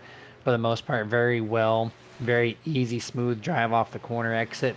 So just keep doing that, minus what he's doing there. You talked about it already a couple times. That'll shred your tires if you go down there. It is a shortcut. You do gain some ground, but at what cost, right? And the 23 and the 19 are probably not going to do that. Save their tires, because this is going to be a long run to the end of the race here. So since we talked about it 3 or 4 laps ago, they've already gained 3/10, Jason, on the number 5. Yeah, and this is the thing too, because they have the draft, not of the 5, but because they're drafting together, they're going to be a lot faster. And of course, they're going to shortcut down there. I mean, they want to make up the most time they can. If I'm Stephen Hollingsworth, like I said, save a little bit, maintain that gap if you can, and just don't cut that apron until about 10, 15 laps to go. I mean, you really don't want to. I mean, because you're just going to shred your tires. Let the 23 and the 19 do it. But at the same time, they have to. They've been put in a position where they have to do that. They might not want to, or maybe, I mean, no offense to them with their wits. I mean, maybe they're just not thinking clearly that it is kind of burning up the right front tire going down there on the flat surface. But I mean, they're put in a position where they have to. Maybe they are thinking about it, but they're like, hey, we have to do this if we want to try to catch Hollingsworth, because he leapfrogged us in the pits by pitting 2 laps early. But I mean, they're still right there. They've only gained a couple tenths, and right now the gap's kind of maintained. The lowest I saw it get to was almost about 1.7, and it's about 1.9 right now. So it's really interesting right here, to say the least. But a couple guys, who are just having good nights right now. Marshall Johnson, top 5 right now for him. Great job. Brandon Elder, maybe tonight's the night he can finally get up on the podium, if anything does happen. But if not, top 5. TJ Bartel is 6. Ryan Chapman finally being able to catch a break. Knock on wood. I seem to always jinx him. And I love Ryan. He's always fun to talk to when we have him up here in the booth under caution. P7. Cody McKinney. What a rebound for McKinney. So fast tonight. And I bet you he's so frustrated, thinking to himself, man, if I wouldn't have just came up, if Brody would have gotten into me, and so on and so forth, he'd probably be up at the front right now. Hell, he might be leading this race right now. So he's doing good. Robert Malikian, he's doing good as well. Always showing some speed ever since the tail end of Season 8 when he joined the FTSR, been fast. And also Curtis Vollmer, continuing the strength of that number 48 machine, currently sitting in 9th right now. So a lot of guys, Jeremy, having a lot of good runs tonight in Chicagoland. Yeah, great recovery from the 20 and McKinney. We were just on board with him for the past couple of laps, and he was part of that wreck, right? That while he was leading, and it's taken him this much time to get back inside the top 10. He was one of the first guys to come down pit road, so he's got a little bit of that advantage to have the fresher tires first. But he's currently sitting in 8th, and our other in-race driver, Mr. Ryan Chapman, is 7th. So they're next to each other on the podium here. A lot of single file racing, as you see the Ryan Chapman now back on your screen here, driving to the backstretch currently in 7th place, about 12 seconds behind your current race leader, Mr. Hollingsworth. Which Hollingsworth has done a great job. He was doing excellent, but now he just got to some lap traffic. He held about a 1.9 second advantage, got to the 14 and the 08, and he lost, it looks about 7 or 8 tenths, almost an entire second of time trying to pass 2 trucks. So now let's see what the 23 and the 19 can do to try to keep that momentum up. Oh, they're going to be able to do something right here, and especially with the 5 now. Having that lap traffic in between those 2, and now that they're going to have Sylvain Jolly and Leighton Allen's draft here for about a second or 2, I mean, it's definitely going to play a factor, but they're also in dirty air. But I mean, like I said, the draft plays such a huge factor here. They're at an advantage right now over Stephen Hollingsworth. Stephen Hollingsworth's got that clean air, but that don't mean crap here when it comes to Chicagoland Speedway. It's going to be really hard to defend those Fury Motorsport guys off, especially on the long runs. We're only a little bit past about 15 laps since they last pitted almost. So tire wear is really going to start to play a factor. So probably the 5 is definitely shredding his stuff. Last time around, they were faster than him by almost half a second, about 3 to 4 tenths. So that's definitely a big factor for those guys. And they're closing in. But look at this battle on the racetrack right now. 3 wide, Sherwood Williford, Curtis Vollmer, and also Cody McKinney. Or no, sorry, that's Joey McKinney on the bottom. He gets a little bit loose there. 3 wide, though. Who's going to prevail off turn number 2? It looks to be Sherwood Williford, but Curtis has got a really good run down the back straightaway into 3. Joseph McKinney giving all the space and then some. He ran the bottom white lane going into turn 1, which to carry speed to the corner, that's not where you want to be, and that's why he had to give up that position. But he didn't lose too much ground in comparison. Now he's running neck and neck with the 33 of Williford, down on the flat on the front straightaway. Runs it low into turn 1 once again. And as this is going on, Jason, change for the race lead. The 23 of Brody Hanna side by side with the number 5 of Hollingsworth. Does not have the momentum off the corner this time, but he's got the preferred line to potentially get around him through 1 and 2. Yeah, but is also right now going to have that outside advantage right here down the back straightaway. I mean, he's just right now, Jeremy, just trying to keep everybody right behind him right now, though, as the 23 looks down to the inside of the racetrack. The 5 of Hollingsworth trying his best, though, to hold off everybody behind him. That 23, though, he might have to throw a slider here as they work down the front straightaway, just hitting now 34 laps to go from Chicagoland. Good battle here right now. The 23 still trying. He's trying his damnedest, but right now, the top side is where he's been better all race long, and right now he has to pass on the bottom. So he has to figure out how to work the inside line on the 5, where the 5's been dominant up there tonight too. So good battle here for the race lead, coming to 32 laps to go. And this time by the line now, Hollingsworth, he's still just trying to hold off the Fury Motorsport guys. You see Richie Coy right in tow behind the 23, hoping to try to pounce if something were to happen between his 2. You're riding on the deck lid right now with Hollingsworth, who still is able to clear Brody Hanna off turn number 2 and down the back straightaway into turn 3. Hanna going to try to back up turn number 3 again and down into turn number 3. He's going to try to rip that bottom side, just not enough. He's got a little bit of a run, but kind of has to come up there, slowing his momentum down here as they hit the line. This time by at the line, lap 103 goes up on the board. One heck of a battle here down into 1. The 23 has to worry about his tires too, right? Can't overdrive these corners trying to pass the 5. And he's doing a decent job, but eventually the 19 is going to try to make a stab at him. As the 23 is continuing to try to pass the 5 this time. But he's got 30 laps to do so. You still have a little bit of patience that you can play in your back pocket, per se. But right now, the 5 is doing an excellent job holding off the 23. He is doing a really excellent job holding off the 23, and this is exactly what Stephen Hollingsworth wants. He wants the 23 to struggle. This is reminding me a lot of Cody McKinney trying to pass earlier on, trying to work the bottom. Same with Richie Coy when he was trying to pass the 23. But the 5 taking the preferred line away from Brody Hanna now as they work their way into 3 and 4. And this time by Brody Hanna's got a nose in. He'll get side by side down the front straightaway, arcing it below the apron. And this might be everything that Brody Hanna needs. He'll sail it off down into 1, but Hollingsworth still has the upper advantage on the top side of the racetrack. This might make Richie Coy have a huge run down the back straightaway, and here it comes as well. But Hollingsworth and Brody Hanna still side by side down into turn number 3 this time by, coming to lap 106. Richie's probably going to play the patience card here, as he does each and every week. You got to see who makes the mistake first. The 23 might be making the mistake already, pushing the issue a little too hard, a little too early. Just under 30 laps to go. There's still plenty of time because he's already at the back bumper. He just has to figure out when he wants to pass him, and just trying every single lap is probably not the best route. I would say stick to the top, save those tires a little bit more, and make a later run effort, because you know you have fresher tires overall due to the times you came down pit road. Yeah, definitely. You know, obviously everybody really on the same set of tires, but even just 2-3 laps could make all the difference. But because these guys have been running now, battling, the tires have pretty much equalized. Everybody pretty much right now running equal lap times. Last time around, 0.292 for Hollingsworth, 0.244 for Hannah, 0.332 for Coy, and they've fallen off almost, if not more than 2 seconds since they were on those fresh set of tires, or at least their best laps right now. But here we go, down the front straightaway.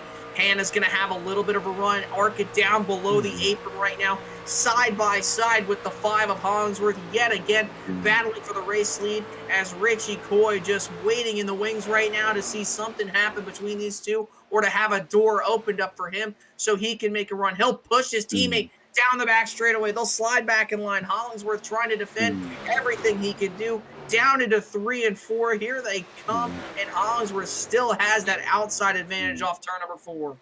We are watching this thing on replay for the past 10 laps, essentially, seeing the same exact thing happen. This time, Brody Hanna's not going to get to the bottom, but he goes for it there on corner entry. He gets about the center corner, and he has to check up. The 5 has a huge launch off the corner every single time, but not so much this time. Brody's able to keep the side draft off the left rear corner panel of Hollingsworth. Going to turn 3, big spacing here. Gonna come off corner exit, and a lot more calmer, and a very same speed essentially between these guys. Still side by side. This time around, who gets the lead? It looks like it was Brody Hanna was able to score that last lap by 13 1/1000ths of a second. Still dead heat down the back stretch. Brody Hanna wants to try to get by Hollingsworth. He's going to, a little bit of contact there down the back straightaway. Tried to side draft the 5.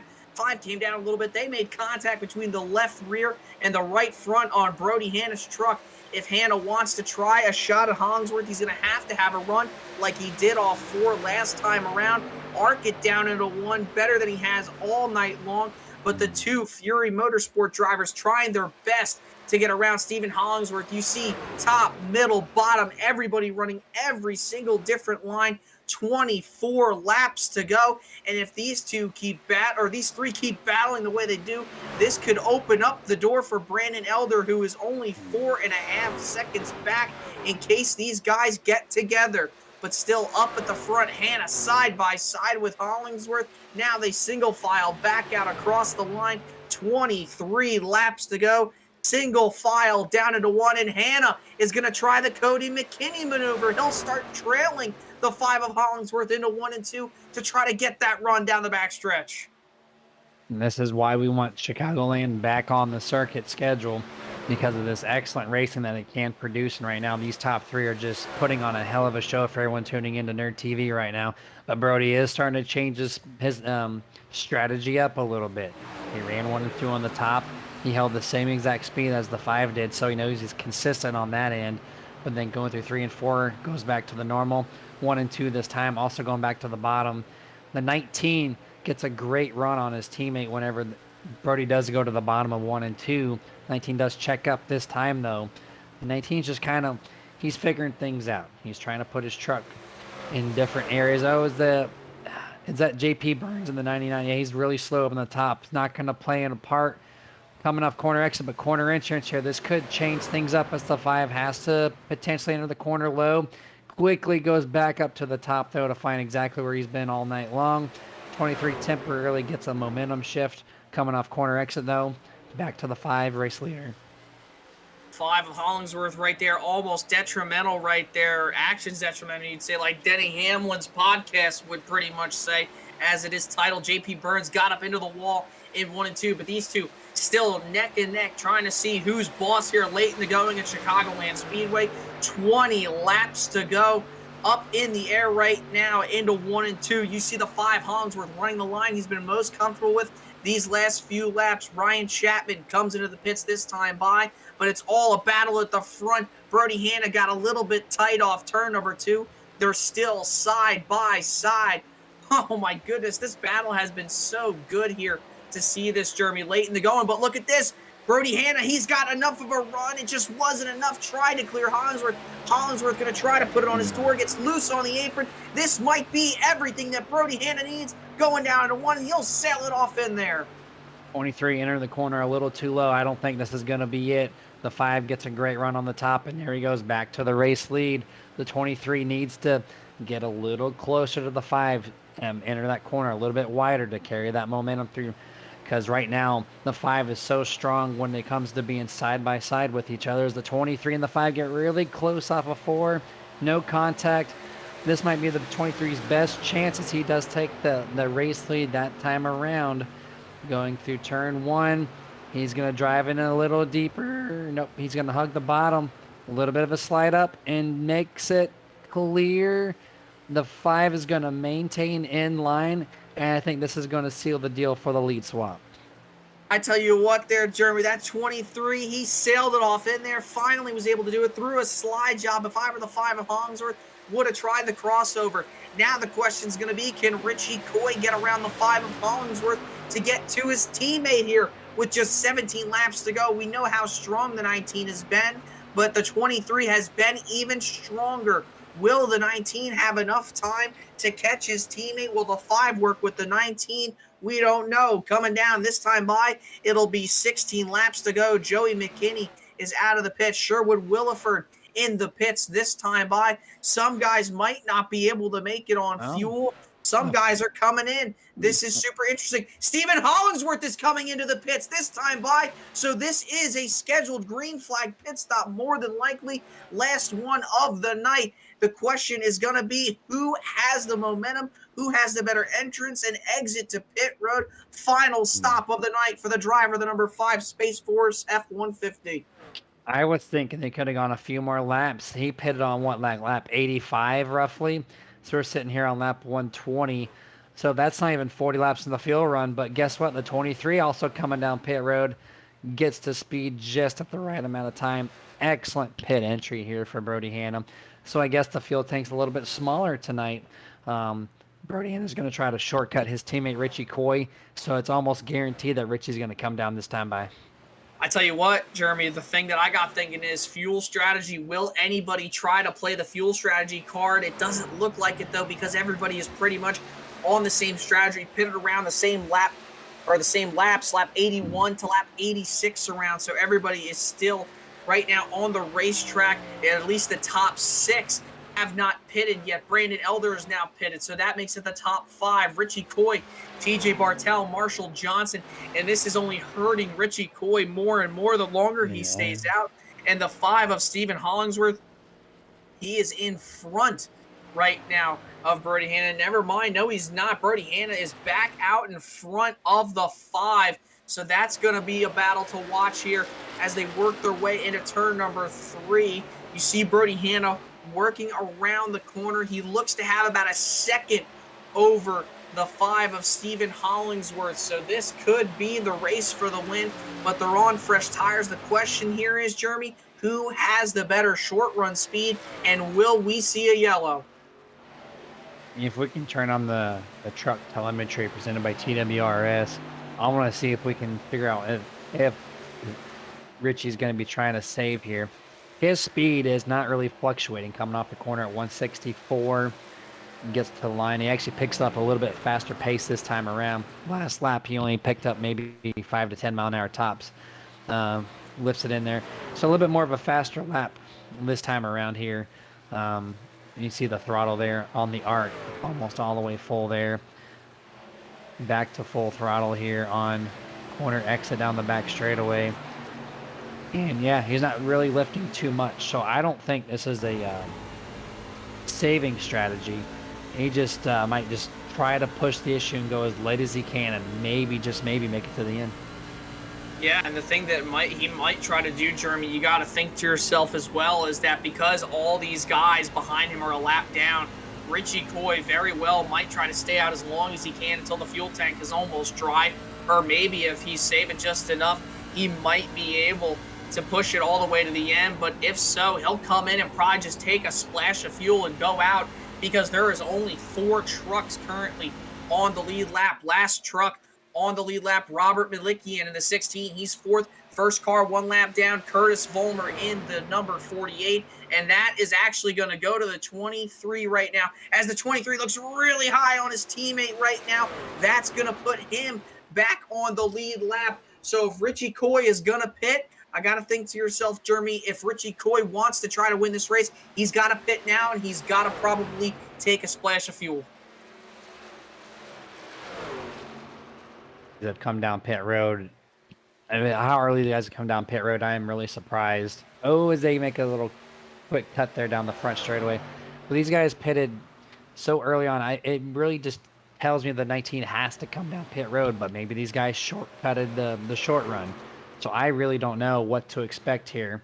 As you see the pit strategy there on the top right hand side of your screen there. So he could potentially make this thing.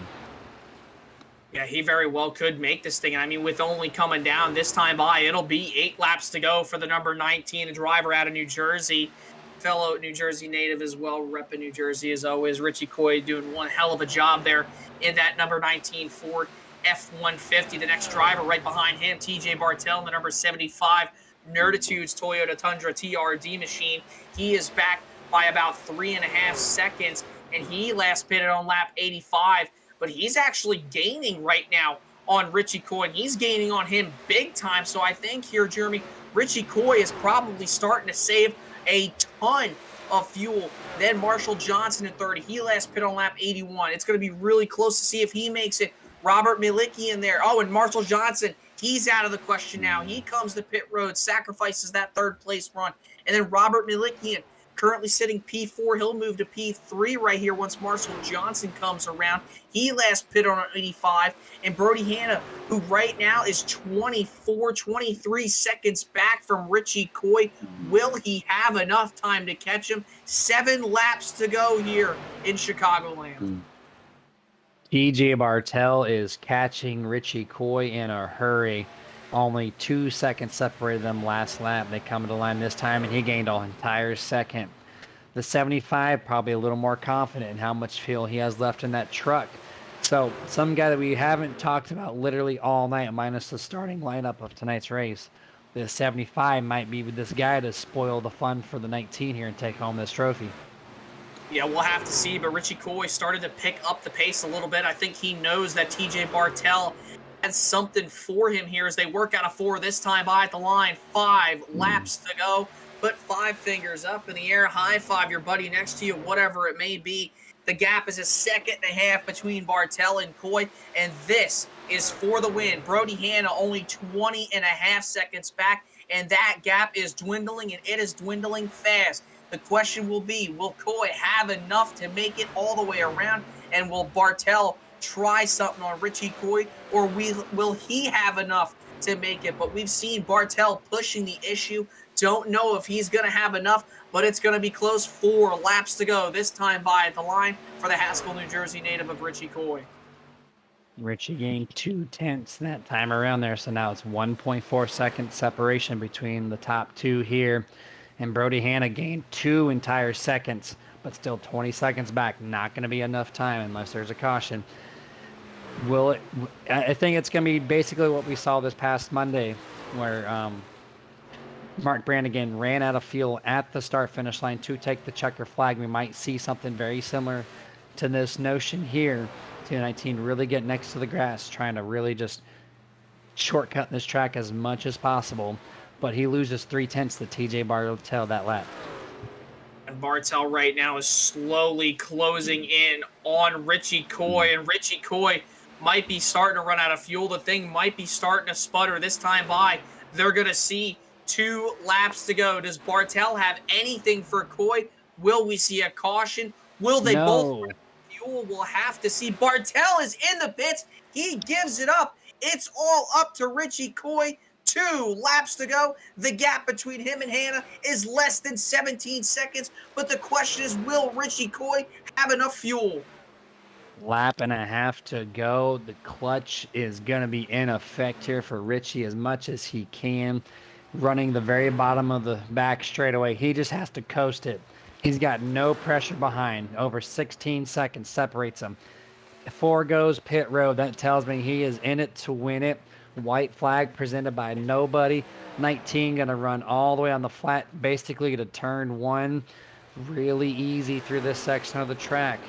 Still 16-second separation between him and that 23 you just saw on your screen. TJ Bartel comes up next to Richie on corner exit as he gets his fuel topped off just enough to make this in. 2 corners left. Richie Coy is going to be able to do this and bring home the win here for the 5th race of the 2023B season. That is your Martin Sports winning moment, saving the fuel to the end. Congratulations, Richie. As he runs out of fuel, just like Mark on Monday. Yeah, just like Mark Brannigan Jr. on Monday, Richie Coy runs out of fuel. And what a drive for Richie Coy. Wasn't exactly the fastest driver all night long, but he was able to clutch it enough. I cannot believe that he had just enough fuel to make it. He timed it perfectly. Might as well call him Brad Keselowski. You see the 28 pushing him around the racetrack right there, going through 3 and 4. Oh, my goodness. Shades of Jimmy Johnson and Chase Elliott from his first victory back at Watkins Glen in 2018. So what a drive for the number 19. Gets the congratulatory side draft or side bump there for Brody Hanna. And I don't think he's going to have enough fuel to burn it down here, Jeremy. No, I think he's completely dry. It's the same exact story as Mark Brannigan on Monday, but his teammate pushes him around backwards, knowing the 19 has nothing there. But at least they got back to the line to at least, salute his fans, kind of how he usually does, by putting his hand out the window facing the crowd. But he just can't drive by and wave at all of them. So first time in a long time we're going to see Richie not be able to wave to everybody. But Jason, race is over. We got to go over the unofficial results here if you want to run down tonight's top 10. Tonight, Richie Coy comes home the race winner tonight. Brody Hanna finishes second. These are the qualifying results, so we'll get up the race results. There you go. Dustin always knows what he is the GOAT. Richie Coy comes home P1 tonight on a fuel strategy saving mode. Brody Hanna's teammate second. Stephen Hollingsworth on what could have been 3rd place tonight. Brandon Elder gets that top 5 that's been long awaited for him. Robert Milicki in there comes home in the 5th spot. Ryan Chapman comes home 6th. TJ Bartel 7th. Joey McKinney 8th.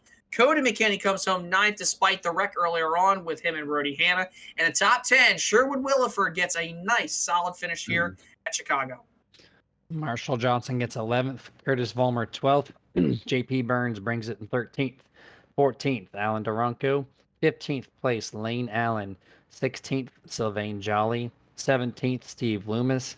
18th, Austin Gassion. 19th, Mark Brannigan Jr. 20th, Tony Solari. 21st, Michael Blackner. 22nd, Tyler Brown. 23rd, Colby Mice. 24th, Colton Gum. 25th, Tommy Schaefer. And then the last place truck did not make the start of this race. That'd be Justin Diltz in the 91. And this is our time to go full screen commercial break. We're going to gather up tonight's top 3 and get their final thoughts. We'll be back with you guys after a few messages.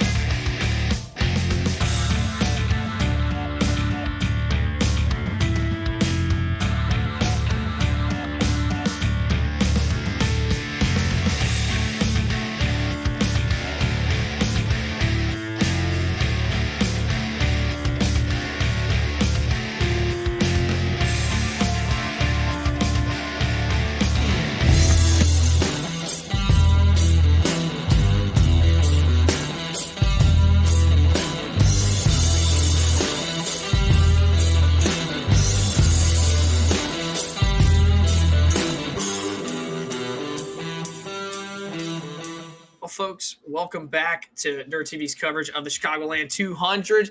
Sitting here post-race, we're going to bring in Stephen Hollingsworth here into the broadcast booth just a second. And here we go. Focused on racing and hitting the line that I'm like, oh shit, I got pits coming up. That's an entrance for Mr. Hollingsworth here. Mr. Hollingsworth, welcome to the broadcast booth, dude. Sorry to pull you out of the waiting room so soon, my friend. But man, what a night for you. You did so strong. You were really hanging in there with the Fury Motorsport guys there. And unfortunately, we didn't even know this was going to be a fuel strategy race. And then all of a sudden we saw you pit. We saw everybody else pit. Man, you guys must have been really, really close then. Was that how it was supposed to play out with the fuel strategy running that low, or was it just to put all the cautions happening? I mean, I knew it was going to be like we were going to have to pit under 10 laps to go.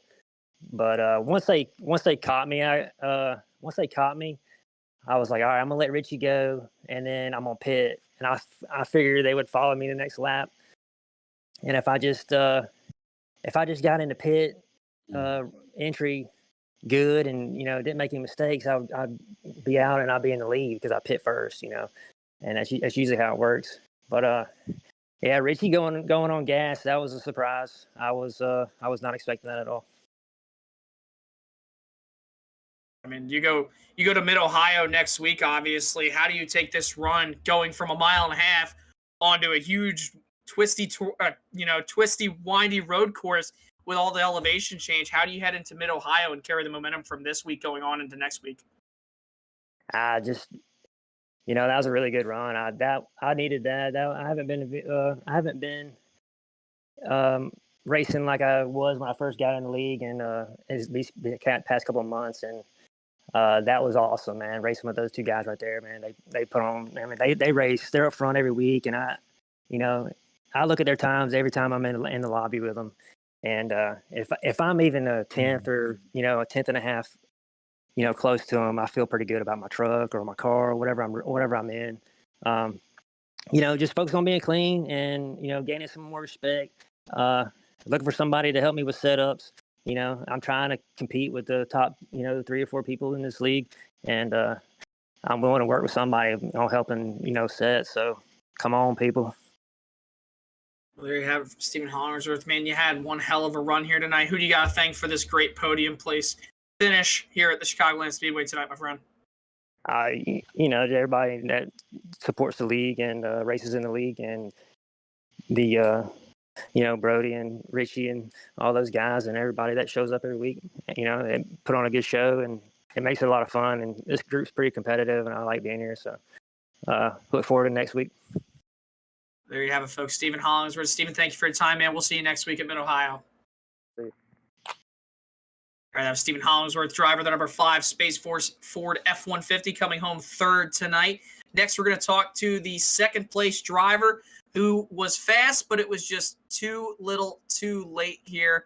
Mr. Brody Hanna joining us up here in the Nerd TV broadcast booth in the number 23 F-150 for Fury Motorsports. Brody, man, what a fuel strategy race. We didn't know it was going to be a fuel strategy race until all of a sudden Hollingsworth started to pit along with everybody, man. Do you think there could have been anything else, different strategy you could have worked to try to get to Richie, or maybe just tried to pull the cards right?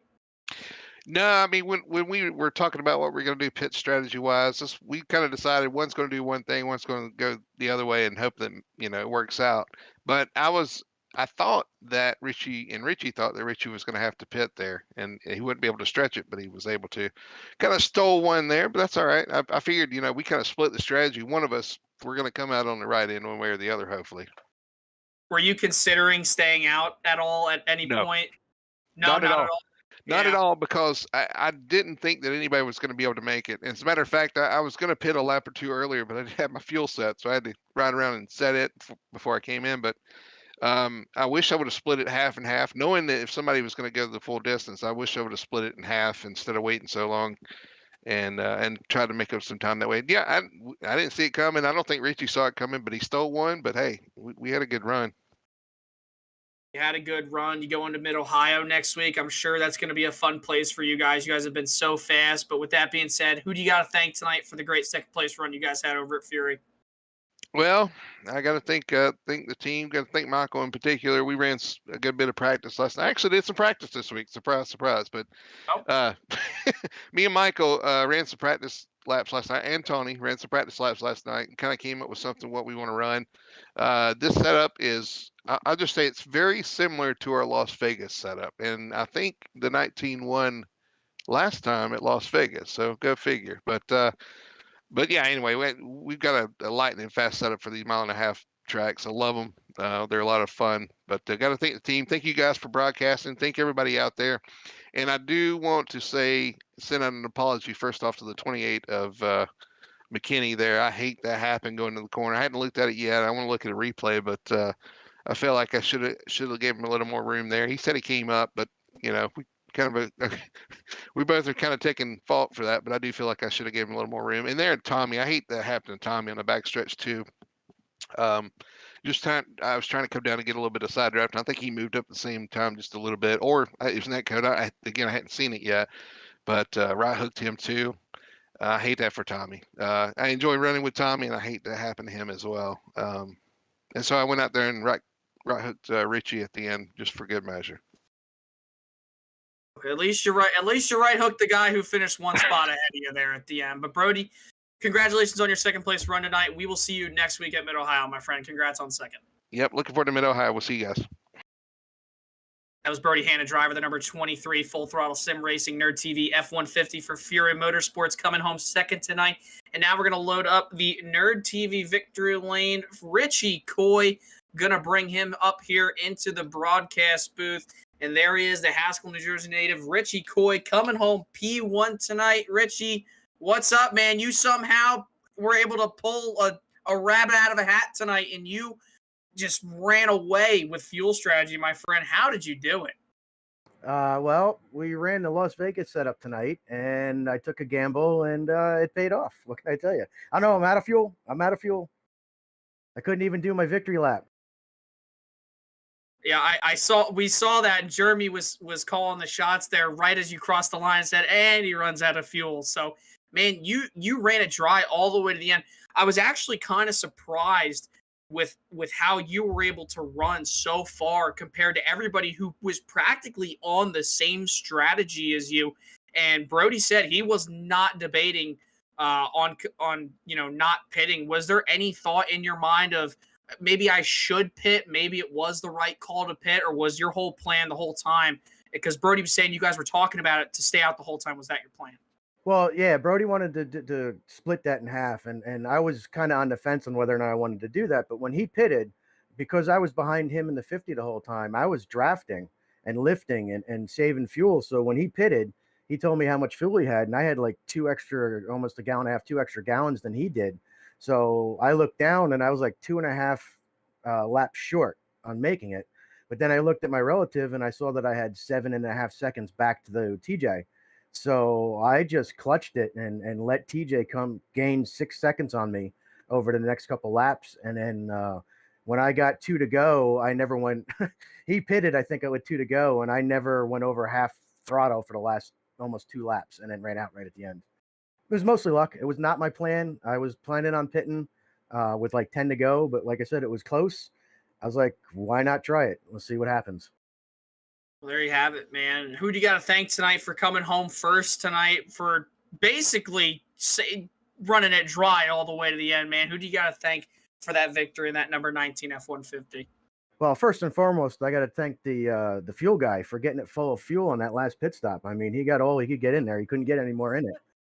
But yeah, no, thanks to the Fury, we had I think we had the class of the field tonight. I think we had a really stout setup. Brody and I were up front all night long. Michael was up front early. So I think we really came with a really good piece tonight. We had a good long run. So thanks to the team, of course. Thanks to Sweet Baby Ray's barbecue sauce for coming on the truck this week. No. And thanks to Tony's mom and dad for watching, all your fans for watching, all our fans for watching, and thanks for you guys for calling the race, man. At least I had to make it exciting for you. Is he not? Is he not? Well, hey, we were all debating it up here in the booth, and sure enough, you ran that sucker dry all the way to the end. But Richie, with that being said, man, congratulations tonight. We will see you in 1 week's time from Mid-Ohio. All right, guys. Have a good night. Thanks, man. Appreciate it. And that was Richie Coy, driver of the number 19 Sweet Baby Ray's barbecue sauce. I think I got that right there. Not a barbecue guy, or not a barbecue sauce guy myself. But hey, what a race tonight, Jeremy. I mean, we saw everything from side-by-side racing all the way up, all the way until basically almost the last lap right there. And it came down to Richie Coy playing fuel strategy right there at the end, man. What's your take on tonight's race? Well, first and foremost, you can't be friends if you're not a barbecue sauce kind of guy. I'm just kidding. Love that stuff. Yeah, but yeah, the race was excellent. To see a lot of the 2 wide, 3 wide, multi-groove stuff happening on the track virtually all night long. It was really fun to watch as a broadcaster, to kind of call the action, minus my voice going out. But yeah, the fuel strategy was in check. Had the leader run out of fuel as he was grabbing the checkered flag. Just everything that you would want in a 1.5 mile race, it presented itself here tonight for the Martin Sports Truck Series, and just a great race overall. Definitely did. Oh, he took off the hat. What's up, Walter? What'd you think of tonight's race? Was it good? Was it bad? What'd you do? Oh, I tell you what, man, Richie sat here and broke the entire system with his fuel strategy that it broke our camera system up here, so I can't even get you guys down here hanging out with me. So, hey, why not? I tell you what, man, it was a good race all the way around. Excellent fuel strategy. I mean, all the way down, you know. Oh, sorry, it's this way. My bad. The excellent racing that was going on. I mean, the 3 wide, this is why I love this track. I still say it needs to be on the schedule. It poses the multi-groove. It poses amazing racing. And all the way down. I mean, we talked about it, you know, during the final full screen commercial. I love full screen race, or, races that come down to fuel strategy. There's just something about that because, like you said it, you know, we were like, is he going to make it? Is he not going to make it? I don't know. Is he going to have enough? Oh, he's saving? And we don't know until the end. It poses for amazing racing. And like I said, these FTSR guys, they always put on one hell of a show. I love calling the racing here. Just don't like it when Richie's strategy breaks our entire camera system here. So we'll have to get that fixed for next time, though. Yeah, it was definitely a great race. And I tell you what, I love Mid-Ohio. I can't wait for that race next week. One of my favorite road courses in the country and also around the world. It's like a short track. It's like a bigger Lime Rock, in my opinion. So I can't wait to see that. With that being said, got to thank everybody who provides and helps out with this broadcast, FTSR here tonight. Got to thank Full Throttle Sim Racing, obviously. They've been around since 2006. So if you want to visit them, if you want to join, you can visit FTSR.net. Mach 1 Performance, their race fabrication shop. They've been doing stuff with all sorts of racing division. You can visit them on Facebook at www.facebook.com/Mach 1 Performance.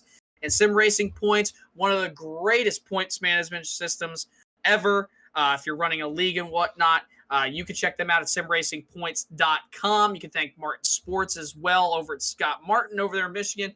Top quality apparel. As you see, we already got it there. Dustin's supporting it right there. You can check them out and see the whole apparel lineup at martinsports.gg or martinsports906.com.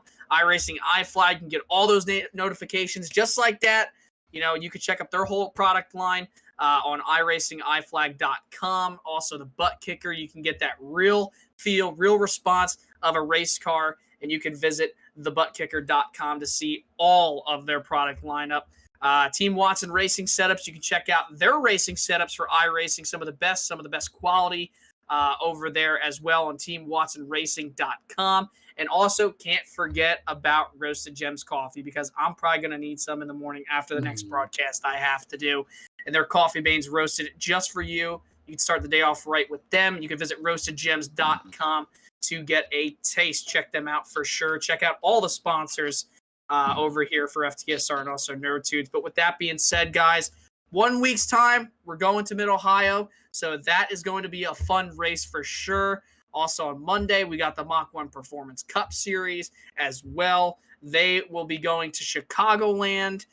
So that's going to be fun. Never seen the next-gen car Chicagoland. Never called a race. Never seen any official league, hosted, nothing. So this is going to be a first for me. I have no idea what it's going to provide, but I guarantee you it's going to be one hell of a show. And then obviously, like I said, Martin Sports Truck Series back Wednesday, same time, same place, same awesome broadcast team as always in Mid-Ohio. July 5th next week. But with that being said, guys, that's going to bring us to a close for everybody over here at Nerd TV. Nerditudes, also the FTSR, Brody Hand, Rich Coy, congratulations to him as well. Jeremy Stanley, my buddy and friend, Dustin Longston there, our producer. I'm Jason Rockefeller, folks. Be safe, be kind, have an awesome time, have a great rest of your week, and always remember to get your nerd on.